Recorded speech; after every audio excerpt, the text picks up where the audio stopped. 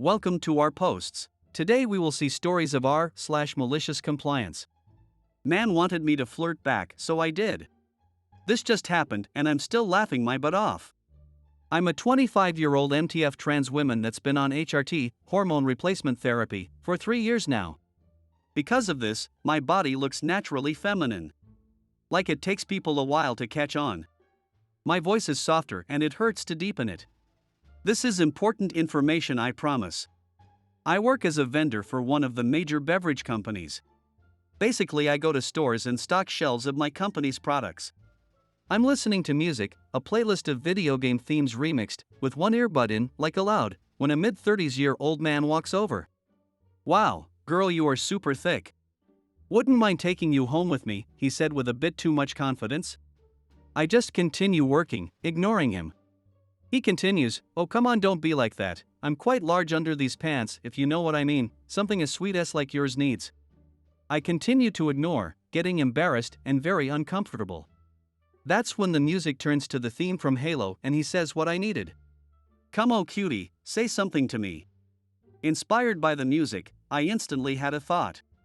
It hurts, a lot, to do a masculine voice. However, in that moment I took a deep breath and turned to him. I looked at him with a very enthusiastic smile and he looks like a kid in a candy store, bouncing a bit like, "Oh boy, I actually got one." Going back to my roots, I took a deep breath and in the most deep, masculine voice I could muster I said to him, "You're cute as well, sure I wouldn't mind having my way with you." Afterwards I start coughing, my throat hurting, yet it worked. The dude jumped back a good foot and yelled out, "Oh hell no. F this, Nope, hell no." He ran out of the store so fast, constantly looking over his shoulder as if I was following him. The store's workers were laughing their asses off, mostly all the female workers. One came up to me and asked, "How did you do that voice?" I could never get mine to sound. "Oh, you're trans. That makes sense." That made my day and is why I'm still laughing in my car writing this. Next story. Manager wished he hadn't made me come in when I was ill. So I used to work as a waiter, and anyone who was a waiter knows that when you call in ill, they never believe you. They always think you're pulling a sickie. Anyway, one day I'm throwing up loads throughout the night, so have to call in sick at 10 a.m. that morning. 10 a.m. comes, I'm feeling awful, I call up and my manager answers. He starts calling me a liar, saying I'm screwing him over, questioning me about what I ate, and then when I said I hadn't eaten any chicken, he said I must be lying because why else would I be sick? Anyway, long story short, he threatens to make my job hell if I don't come in. So F it. I went in.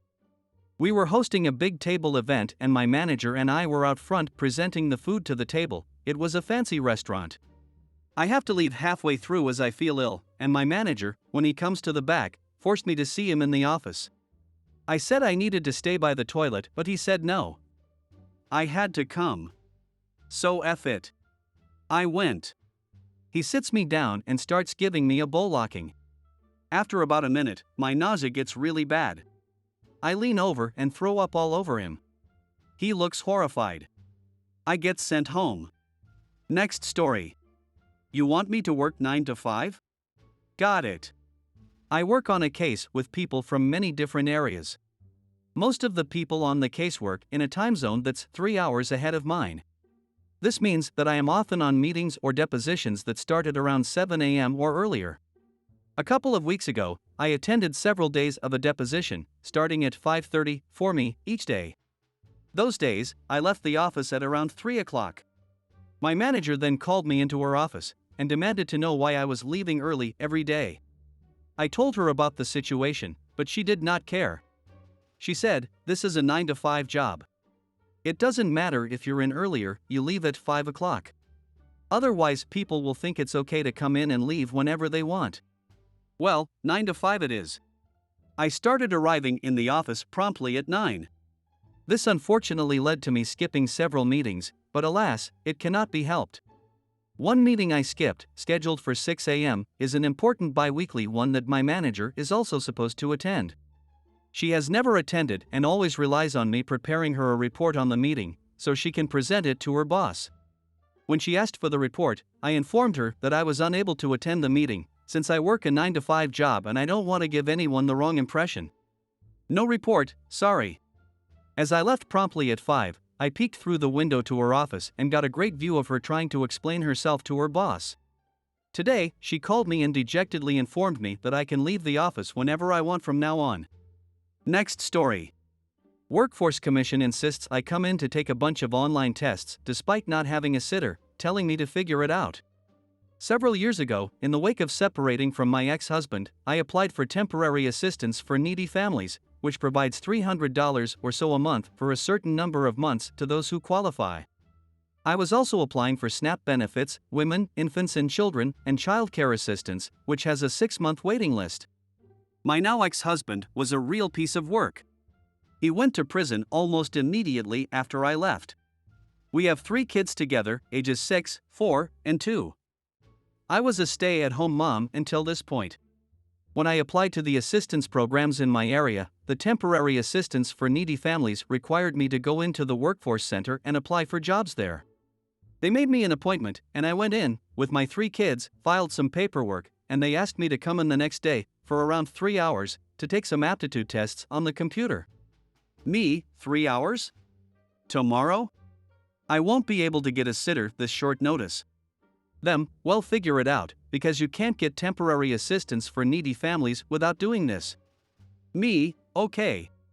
The next day, I show up, on time, with my 3 kids. I sign in and sit in the waiting area. A lady comes in from another part of the building to get me. She calls my name, I raise my hand, and start to gather my children to proceed with her.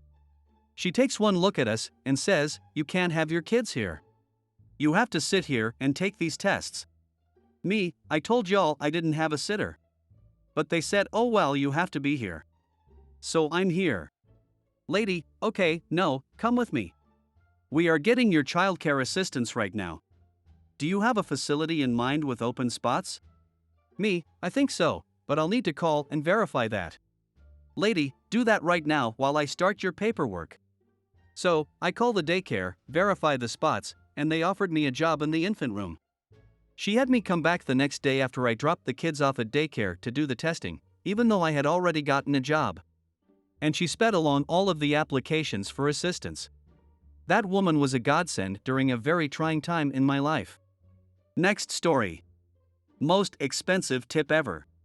Nearly 15 years ago, I went to work for a company. The intent was for me to complete a project in quality and then move over into program management, but someone quit and I was asked to fill in as a customer quality engineer. This meant that every month, I traveled to customer sites, did the first pass analysis of our defective products, and got yelled at a lot. It sucked. Also worth mentioning, our branch of the company was too small to use the corporate travel, so for every trip I was scouring discount travel sites to find the cheapest flight, hotel, and car. I was ridiculously vigorous in seeking best prices. If the crapbox car was $32 per day and the not-so-crappy car was $34 per day, I picked the $32 per day car to save the company $2 per day. One fine trip, several months in, was spectacularly awful. Not only did I have a truly terrible car, the hotel was all new depths of yuck. My shoes stuck to the carpet in my room and the security flipper thing on the door was plastic. Also, it was in the worst part of town and I worried about my safety to the point that I ended up pulling the little couch over to block the door and sleeping on it. Adding to my misery, I was sick. I had some creeping crud that plugged my sinuses and made me long for death. Normally, I'd have canceled the trip, but the customer was in an uproar about our continued repeating defects and required someone to be there. I made this trek every month. And once during every trip, I would eat at the local Outback Steakhouse. It was a known quantity, the people who worked there were great, and it helped me to have that connection. On this particular trip, I made my way to the Outback for dinner and I was clearly sick and miserable. And the workers took care of me. They sat me next to the fireplace, brought me tea, and had the kitchen make me chicken noodle soup even though it wasn't on the menu. I nearly cried, I was so grateful. My bill for dinner was less than $10, so I charged $20. Yes, more than a 100% tip, but their kindness kept me going. I got home, did my expense report, and turned it in. My director called me into his office and screamed at me about how the corporate policy was 10% tip and it should never exceed 15% and what was wrong with me for paying them so much.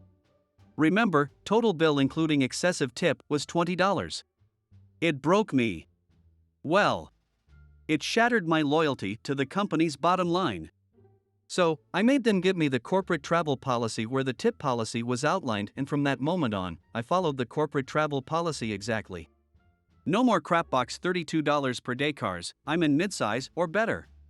No more flying out at 4 a.m. in the center seat, the flights fit my schedule and I sat where I wanted. No more scary hotels in the worst part of town, now I'm staying at the nicest executive hotel allowed by the policy. The cost of my trips were pretty regularly double or triple what they had been, adding up to thousands of dollars a year, but I never disobeyed their allowable tip policy again. The true irony, their corporate tip policy actually had verbiage that said exceptional service could be recognized with an additional gratuity, but basically, don't make a habit of it. Also, the allowable per diem was $50 per day and a receipt was only required if over that amount, so the tip that started the whole thing was within per diem, allowable for exceptional service, and the receipt for it had not been necessary. Next story. Goodbye Internet. My malicious compliance story. At my last job, my main duty was the IT manager for the entire location, among other duties. I had been there for 3.5 years at that point, and as I was trusted by everyone, if I had something important to say, people listened. During COVID, while other departments' budgets were getting slashed and employees were getting laid off, I was able to replace a lot of our aging IT infrastructure. At the beginning of my last year there, the owner hires a young, I only tell the truth, even though you won't like it, narcissist as his second in charge. He hired this bonehead as his successor to run this location, while the owner would focus on opening up a second. In the first 3 months, Bonehead pisses off everyone, to the point where 15 people from various positions leave the company to find another job. This is during the pandemic, where a lot of people were thankful they had a job, and 15 people were like, I am going to risk finding another job in the middle of the pandemic rather than stay here. He was that bad. As Bonehead started to piss off our customer base and our sales started to suffer, we switched over to cost-cutting mode. The owner had largely checked out at this point. So, long-time vendors were replaced with friends and family of Bonehead, services were downgraded or cut, pay plans for the sales department were jacked with, which further eroded the morale of the workforce. One day Bonehead comes to me and tells me to stop doing safety checks and maintenance repair on our products so sales could post larger sales grosses. I loudly objected and went to the owner. As the owner is always happy to hear something about making more money, he threw his support behind Bonehead's idea. A few months of this goes by, and after he fired one of my employees on my birthday because he refused to give Bonehead access to server room. It was restricted to me, owner and my employee. I knew it was time to go.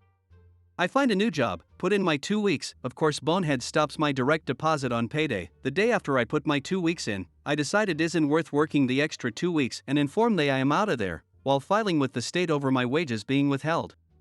As I am walking out the door, Bonehead reminds me I am no longer an employee of the company and not to get involved with the company's affairs, and possible legal repercussions if I say anything negative about the company.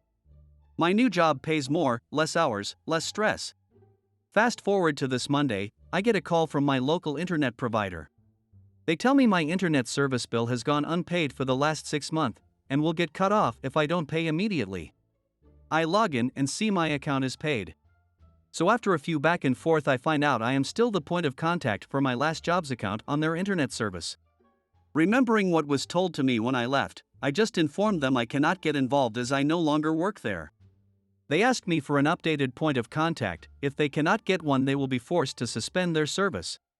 I repeated I am not allowed by threat of legal action to be involved in their affairs and left it with that.